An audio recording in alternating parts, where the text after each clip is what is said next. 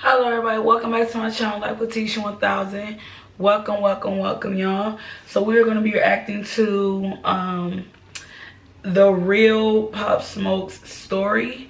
So yeah, we already reacted to King Von, and I want to react to him also because I was not, aware of what went on with him. I did know, and yes, I did see a lot of things, but I didn't, react to it like this because I wasn't, you know what I mean.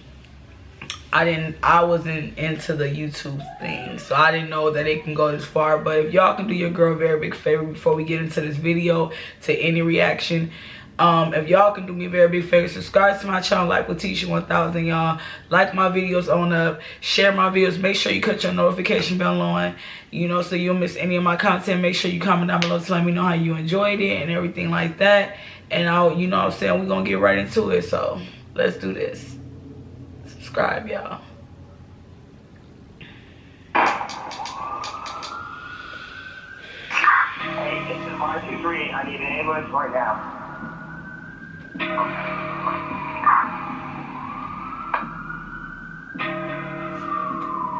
And you guys, the reason why I just start at the beginning, because if you look it up yourself, it's gonna have his music. I don't want to get a copyright, so just to let you guys know.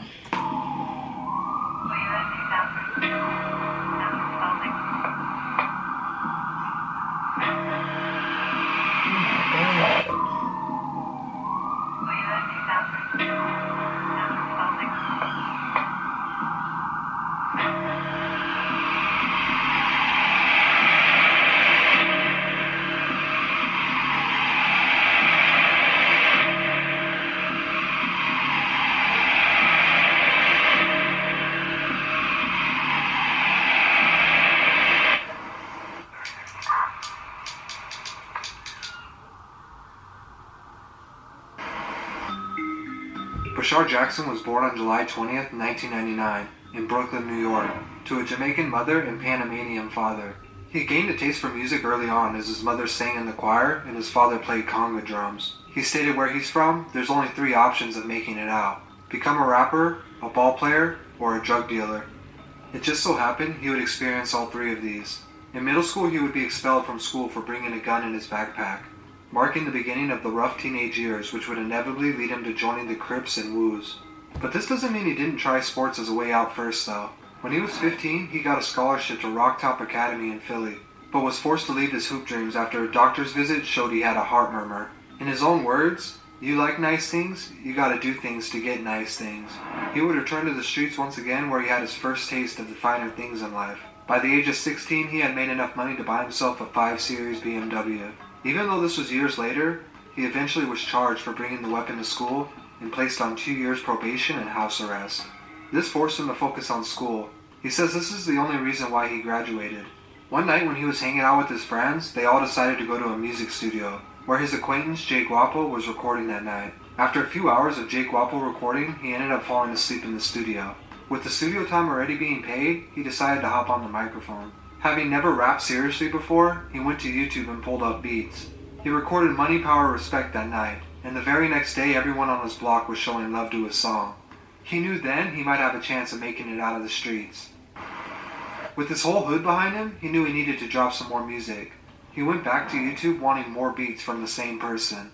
The producer's name was 808 Mello, and he was actually a UK drill producer. He continued to take beats from 808 Mello's YouTube and recorded a few songs, each one getting more popular. I said, let me go back to his page. Yeah. See what else he got. And I just kept going to his page, He decided to go with the name Pop Smoke. His grandma would call him Papa when he was little, but his friends would shorten that to just Pop. And the Smoke part was part of his street name. After dropping his single Meet the Woo, it would get 100,000 views its first day. This changed everything. His music would catch the attention of a producer named Rico Beats. Rico Beats was good friends with Steven Victor, who had just launched his own label, Victor Worldwide, and was looking for new artists to sign. Steven reached out to Pop Smoke and they decided to meet later that week in his New York office. It was in this office that Pop Smoke not only signed his first deal, but he and Steven would come up with a game plan of how he was going to change the game forever.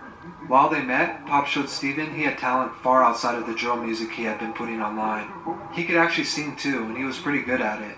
Steven told Pop he wanted him to drop a few tapes where he would take over the whole subgenre of Brooklyn drill, and after if he was patient, they would debut his album, showcasing his drill and his more marketable singing side. While this is going on, 808 Mello is in the UK watching Pop gain a bigger and bigger buzz off his beats, without paying him. He reached out to Pop Smoke for payments of his now pretty popular songs, but instead of getting money, Pop offered to fly him out to New York and work in-house on his upcoming mixtape, Meet the Woo. Just before dropping his tape, he released his single titled Welcome to the Party, and his life changed forever. The song went crazy, and he was no longer a struggling local artist. The whole state of New York knew who he was. With his name circulating the streets, they knew it was time to drop his debut tape. On July 26, 2019, Meet the Woo Volume 1 officially dropped. Dior would peak at number 22 on the Billboard Hot 100, and would later go platinum, taking his career to the next level. After the release of this tape, Pop began to break into the mainstream, getting co-signs from multiple major artists. With the success of his tape, he was finally starting to sell out bigger shows too. Even Travis Scott invited him to perform on his Astro World Tour. But the music wasn't just popular in the United States.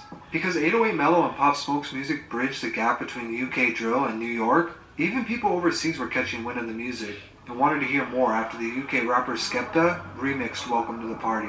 This was a huge moment because Skepta is known for being one of the biggest drill artists in the UK, and this would bring more attention to Pop's music. Ultimately, the popular DJ Semtex would invite Pop to come perform overseas, despite promoters being skeptical due to him only having a few songs out. It didn't matter though, he was already becoming a superstar, selling out every show in the UK. The UK embraced him like no American rapper before. He was the only one to bring the UK drill sound to the United States and do it successfully. After returning home and enjoying the rest of his 2019, he went on a promo run, hyping up his coming tape, Meet the Woo 2. In January, he attended a Louis Vuitton fashion show in Paris, but on his trip back to New York, the FBI was waiting for him and arrested him. He was held for allegedly stealing a Rolls-Royce Wraith valued at $375,000 from a home in Los Angeles. He was later released on $250,000 bond, but prohibited from traveling outside the United States without permission. This led to 50 Cent, who had been watching Pop from a distance, to call a meeting with Pop and Steven. 50 led the meeting by warning him he didn't need to be doing these things anymore. He told him to watch his friends and the company he keeps, because they're waiting for you to fuck up. They aren't really your friends. 50 would tell him to follow his guidance. He could get anyone on the phone, he said. He could get him in movies, TV shows, but if you continue down that path, you're gonna end up dead or in jail. This conversation changed the way Pop Smoke looked at everything. He realized he didn't need to do that street stuff anymore. He could really make a living off music. On February 7, 2020, he dropped Meet the Woo Volume 2, and it debuted at number 7, giving him his very first top 10 with less than 1 year in the game. Everything was going unbelievably well for him. Him and his entourage booked an expensive Airbnb and a flight to Los Angeles to celebrate. He was partying and going on shopping sprees, and uploaded multiple photos and videos online. One of the videos uploaded accidentally included the address he and his friends were staying at. This would catch the attention of 4 members from Hoover, who would break into the house on February 19 and shoot him multiple times in an attempt to rob him. Initially, speculation that it was an inside job from one of Pop's friends circulated, or that the owner of the Rolls Royce he had stolen was responsible, but these theories were quickly debunked. Friends and neighbors were interviewed, but very little information was given out, quickly leaving his family and fans to believe the killers may actually get away with this. Stephen Victor took to social media to let everyone know that justice will be served. He was right, and in July 2020, the LAPD arrested 5 suspects for Pop Smoke's murder. The LAPD went public, letting everyone know they had to solve this the old-fashioned way, going door to door asking neighbors of the suspects if they had heard anything. Ultimately, footage from nearby houses and businesses traced the killers back to Hoover Street. It's still believed that the leaked address on social media was the motive behind the robbery gone wrong. Meanwhile, the investigation was going on. 50 Cent had reached out to Steven, telling him he wanted to executive produce Pop Smoke's posthumous album. Steven, who had stated he didn't want to put any of Pop's music out due to being sad just hearing his voice, ended up allowing 50 Cent to help create a project Pop would have been proud of, so his family could benefit from it. 50 started reaching out to multiple artists and started filling open verses on unfinished songs. On July 3, 2020, Pop Smoke's debut album, Shoot for the Stars, Aim for the Moon, was released, and it debuted at number 1, with 251,000 copies being sold its first week. With the number 1 album and his killers behind bars possibly facing a death penalty, It felt like a small win in the right direction. But the truth is, none of this needed to happen. He was only 20 years old with under a year in mainstream rap, and he had already managed to create a whole new sound. Although he's gone, his music will live forever.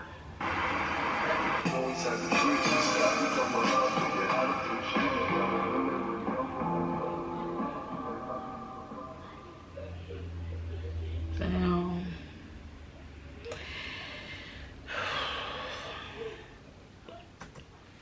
He didn't even get to reach his full potential, but you know what?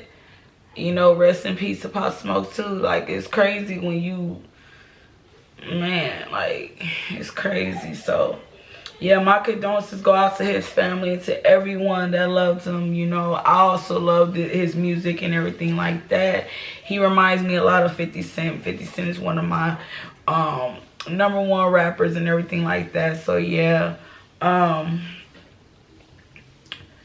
With that being said, y'all, if y'all could do me a very big favor and subscribe to my channel, make sure you like my videos on up, make sure your notification bell is on, and make sure you comment down below to let me know how you enjoyed my reaction to that. And yeah, y'all, that was my reaction. You know, hopefully you guys enjoyed it and everything. I definitely enjoyed reacting to it for you and everything like that, y'all. So yeah. Thank you so much for watching me react to it and stuff like that, y'all. And with that being said, y'all, I love you guys and we out.